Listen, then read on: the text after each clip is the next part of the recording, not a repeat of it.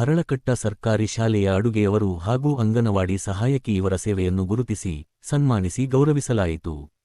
ಶಿಕ್ಷಣ ಸುಧಾರಣಾ ಸಮಿತಿಯ ಸದಸ್ಯರಾದ ವೈಕೆ ದೇವರಾಜು, ನಗರಸಭೆ ಮಾಜಿ ಅಧ್ಯಕ್ಷರು ಹಾಗೂ ನಗರ ಯೋಜನಾ ಪ್ರಾಧಿಕಾರದ ಸದಸ್ಯ ಕೆಎನ್ ಮೋಹನ್ ಕುಮಾರ್, ಪ್ರಗತಿಪರ ರೈತ ಬೋರನಕೊಪ್ಪಲು ರವಿ ಹಾಗೂ ಶ್ರೀರಂಗನಾಥ ಕೋಚಿಂಗ್ ಸೆಂಟರ್ನ ತರಬೇತುದಾರರಾದ ಮೋಹನ್ ಇವರುಗಳು ಶಾಲೆಗೆ ಭೇಟಿ ನೀಡಿ ಮಕ್ಕಳಿಗೆ ಹಾಗೂ ಪೋಷಕರಿಗೆ ಸೂಕ್ತ ಶೈಕ್ಷಣಿಕ ಮಾರ್ಗದರ್ಶನ ಹಾಗೂ ಸಲಹೆಗಳನ್ನು ನೀಡುವುದರ ಜೊತೆಗೆ ಪೋಷಕರೊಂದಿಗೆ ಚರ್ಚಿಸಿದ ಇವರು ಅಡುಗೆಯವರು ಹಾಗೂ ಅಂಗನವಾಡಿ ಸಹಾಯಕಿ ಇವರ ಸೇವೆಯನ್ನು ಗುರುತಿಸಿ, ಸನ್ಮಾನಿಸಿ ಗೌರವಿಸಿದರು.